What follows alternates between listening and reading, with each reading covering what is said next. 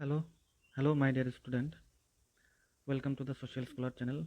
इस वीडियो में हम लोग पढ़ेंगे meaning and importance of resources. Resources का मीनिंग क्या है और उसके इम्पोर्टेंसेस क्या है।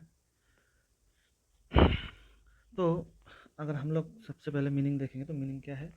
कोई भी मटेरियल्स जो ह्यूमन बीइंग के लिए इसेंशियल हो, ठीक है, नेसेसरी हो, ह्यूमन लिविंग के लिए या फिर ह्यूमन बीइंग के लिए सस्टेन करने के लिए जो इसेंशियल है, नेसेसरी है, उसी को हम लोग क्या बोलते हैं, रिसोर्स बोलते हैं। जैसे हम लोग का एयर है, वाटर है, सनराइज है, सॉइल है, प्लांट्स है, फ्रूट्स, मिनरल्स, एक्सेट्रा एक्सेट्रा, जितने भी चीज़ हम लोग का अर्थ में पाया जाता है, ये सारे के चीज़ क्या है, ये सारी चीज़ क्या है कि इसेंशियल है हम लोगों के ह्यूमन बींग के लिए। इसीलिए ये सारे चीज़ क्या है, रिसोर्स है। ठीक है। अभी एक चीज़ को हम लोग को याद रखना, मतलब ये भी एक चीज़ देखने की बात है। बहुत सारा ऐसा सामान मिलता है, कमोडिटी मिलता है नेचर से, जो कि हम लोग डायरेक्टली यूज़ नहीं कर सकते, जो कि हम लोग का ह्यूमन का labour, energy, knowledge, intelligence, skill, ये सारे के सारे चीज़ यूज़ करके उसको यूजेबल फॉर्म में ट्रांसफॉर्म करना पड़ता है, तभी जाके वो ह्यूमन के काम में आता है, तभी वो उसको रिसोर्स कहला जाता है। ये जो रिसोर्स है, ये हम लोगों का जो प्राइमरी नीड है, फूड, शेल्टर और क्लोथिंग, इसको फुलफ़िल करने के अलावा भी बहुत सारे रिक्वायरमेंट्स हम लोगों का फुलफ़िल करता है। रिसोर्स हम लोग का लिविंग कंडीशंस इंप्रूव करता है, हम लोगों का वेलफेयर करता है, वेलफेयर में काम आता है ना। लेकिन हम लोग को एक एक चीज़ ध्यान रखना है, क्या है, जितना भी मटेरियल्स हम लोगों को मिलता है आर्ट्स के सरफेस में, ठीक है, सारे के सारे चीज़ रिसोर्स नहीं है, ठीक है। इसके बारे में एक फेमस इकोनॉमिस्ट थे जिनका नाम है जिम्मरमैन। उन्होंने बताया कि कोई भी मटेरियल हो, वो अगर रिसोर्स रिसोर्स अगर उसको होने के लिए, ठीक है, कोई भी material found in the earth to be a resource should have two properties. पहला, उसको उसके पास फंक्शनलिटी रहना चाहिए और उसके साथ साथ यूटिलिटी रहना चाहिए। मतलब कि अर्थ में जितना भी मटेरियल पाया जाता है, सारे चीज़ रिसोर्स नहीं होता अगर वो उस अगर उसको हम लोग रिसोर्स तभी कहलाएंगे जब अगर उसको उसके पास फंक्शनलिटी और यूटिलिटी है, ठीक है। और रिसोर्स के इसी दो प्रॉपर्टी की वजह से और यूटिलाइजेशन के वजह से हम लोग का क्या होता है, ह्यूमन वेलफेयर होता है और हम लोग का सोशियो इकोनॉमिक डेवलपमेंट होता है, ठीक है। और एक चीज़ और एक बात को हम लोगों को ध्यान में रखना चाहिए रिसोर्स से रिलेटेड, क्या है कि जो हम लोग का जो रिसोर्स है, ये जो रिसोर्स जो फॉर्म होता है ना, ये किस वजह से फॉर्म होता है पता है। हम लोग का जो नेचर है, मैन है और कल्चर है, इन तीनों के साथ साथ जब साइंस और टेक्नोलॉजी, ठीक है, ये सारे चीज़ जब आपस में इंटरेक्ट करते हैं, तब जाके एक रिसोर्स तैयार होते हैं। और इस रिसोर्स के साथ हम लोग, मतलब ह्यूमन बीइंग, दो तरीके से एसोसिएटेड है। एक as a producer of resource और दूसरा as a consumer of resource. मतलब ह्यूमन बीइंग रिसोर्स को प्रोड्यूस करता है, अगेन उसको कंज्यूम भी करता है, ठीक है। और ये जो रिसोर्स का दो कैरेक्टरिस्टिक्स है, या फिर आप फीचर्स भी बोल सकते हो या फिर आप एट्रीब्यूट्स भी बोल सकते हो। एट्रीब्यूट्स मतलब गुण, ठीक है। ये जो दो गुण हैं रिसोर्स का, फंक्शनलिटी एंड यूटिलिटी, जिसके वजह से, हाँ, इसके वजह से मतलब जो हम लोग नेचर में हम लोग क्या करते हैं, एक्सप्लोर करते हैं ना रिसोर्स के लिए, ये हम लोग का ह्यूमन नॉलेज का जो नॉलेज है, ह्यूमन का जो नॉलेज है, ह्यूमन नॉलेज को एक्सप्लोर करके ये दो गुण हम लोग निकल के लाए हैं, ठीक है। ये याद रखना है, क्योंकि हम लोगों का ह्यूमन बींग का नॉलेज का जो हॉराइजन है, ये डे बाय डे एक्सपेंशन हो रहा है। हाँ, तो इस वजह से क्या हो रहा है, इस वजह से हम लोगों का बहुत सारा मटेरियल्स है जो हम लोग नेचर से कलेक्ट करते हैं, लेकिन वो हम लोग यूज़ नहीं कर पाते डायरेक्टली। इसलिए ज़्यादातर कलेक्टेड जो मटेरियल्स है, वो हम लोग अपना नॉलेज, टेक्नोलॉजी, इंटेलिजेंस लगा के उसको हम लोग का यूजेबल फॉर्म में ट्रांसफॉर्म कर देते हैं, ठीक है। जैसे कि हम लोग का टेक्नोलॉजी हो, हाउस हो, रोड्स हो, इंडस्ट्रीज, स्कूल्स, ऑफिसेस, उसके बाद एग्रो फार्म इक्विपमेंट्स, हम लोग का कार व्हीकल, जितना भी चीज़ है, ये क्या है, ये ह्यूमन ने खुद बनाया है, ठीक है।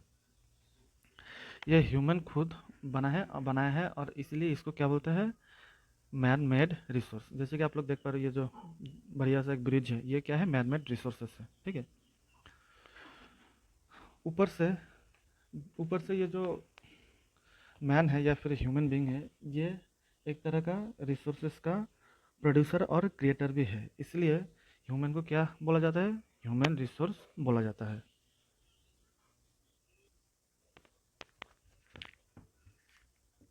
अभी हम लोग एक कॉन्सेप्ट को देखेंगे जिसका नाम है dynamism of resources.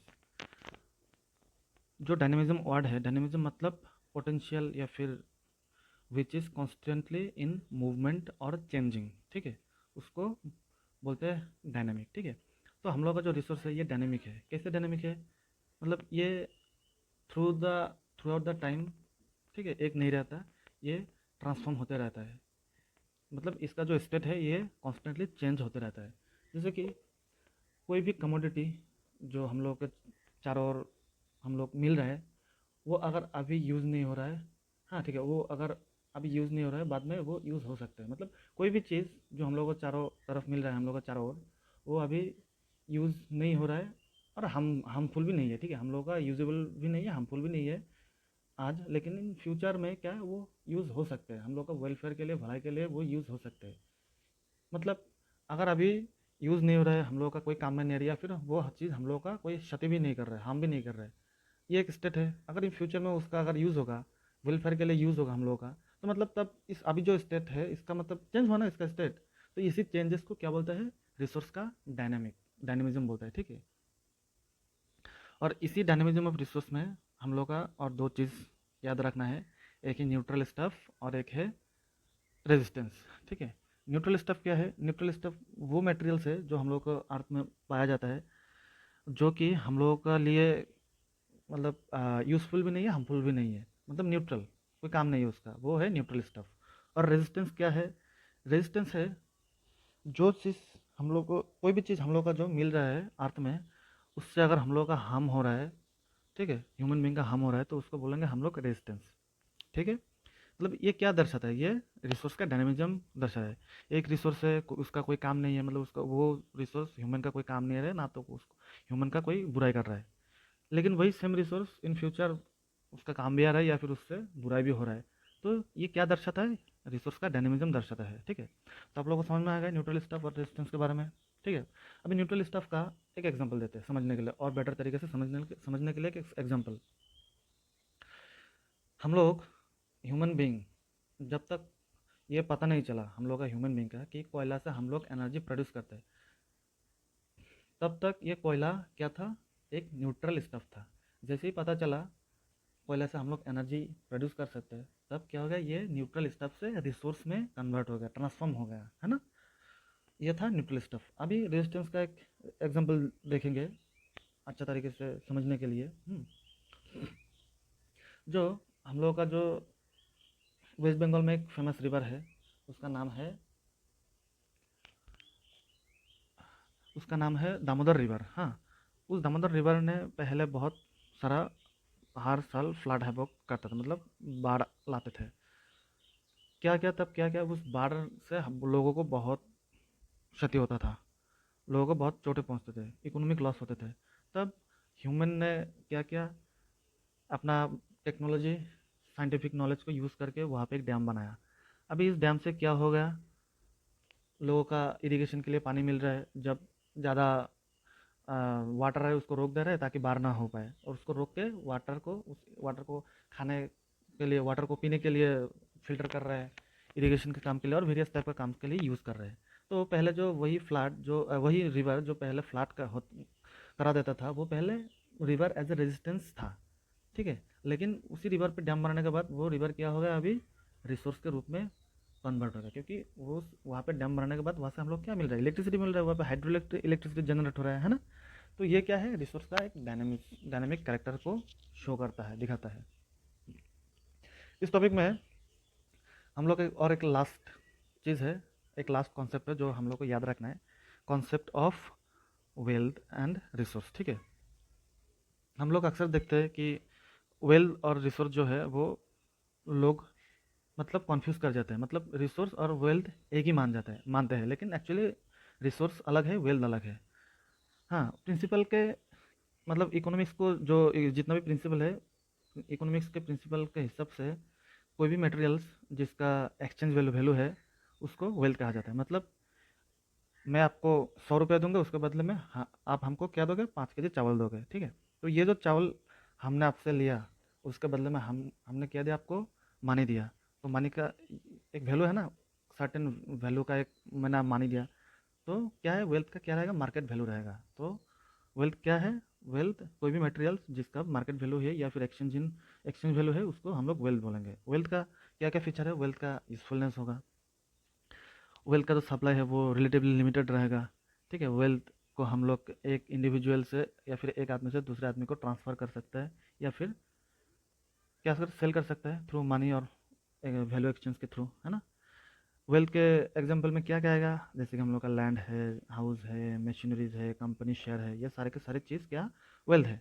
On the other hand resource क्या है, रिसोर्स एक ऐसा मटेरियल्स जो हम लोग को चारों ओर एबंडेंस में मिलता है, और इसमें से कुछ रिसोर्स है जो कि एक्सचेंज नहीं किया जा सकता, और उसका ना तो कोई मार्केट वैल्यू है, ठीक है। जैसे कि सनलाइट, एयर, वाटर, इसका कोई मार्केट वैल्यू नहीं है, और ये सब हम लोग को एबंडेंस में मिलता है, ठीक है। रिसोर्स का अगर कैरेक्टरिस्टिक्स या फिर फीचर पूछे, आप लोग क्या बोलोगे, रिसोर्स का क्या है, यूटिलिटी है। हम लोग रिसोर्स को यूटिलाइज करते हैं ना। रिसोर्स का अवेलेबिलिटी है, अवेलेबल एबंडेंस में हम लोग का अवेलेबिलिटी मिलता है। रिसोर्स को हम लोग एक्सेस भी कर सकते हैं ना, इसका एक्सेसिबिलिटी है। रिसोर्स क्या है, डायनेमिक नेचर है रिसोर्स का, ठीक है। तो हम लोग एजम्पशन में क्या बोलते हैं, क्या बोल सकते हैं, एजम्पशन में हम लोग ये बोल सकते हैं कि all wealth is resource but all resources may not be wealth, ठीक है। सारे वेल्थ रिसोर्स है, लेकिन सारे रिसोर्सेज वेल्थ नहीं हो सकते, ठीक है। आई होप आप लोगों को समझ आ गए होंगे। अभी थोड़ा इसको ख़त्म करने से पहले थोड़ा इंपॉर्टेंस भी जान लेते हैं, क्या है रिसोर्स का इंपॉर्टेंस, क्या क्या है। रिसोर्स हम लोगों का बेसिक फुलफिल नीड करता है, हम लोग का जो बेसिक नीड्स है वो फुलफिल करता है, उसके साथ साथ इकोनॉमिक डेवलपमेंट को सपोर्ट करता है, एम्प्लॉयमेंट प्रोवाइड करते हैं, है ना। उसके बाद हम लोग लिविंग स्टैंडर्ड इंप्रूव करते हैं, टेक्नोलॉजिकल एडवांसमेंट में कंट्रीब्यूट करते हैं, हम लोग का इंफ्रास्ट्रक्चर डेवलपमेंट में कंट्रीब्यूट करते हैं, उसके साथ साथ ट्रेड भी प्रमोट करता है ना।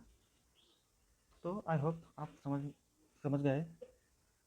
थैंक यू आज के लिए। अभी हम लोग का नेक्स्ट टॉपिक है, नेक्स्ट वीडियो में पढ़ेंगे हम लोग classification and use of resources. Thank you.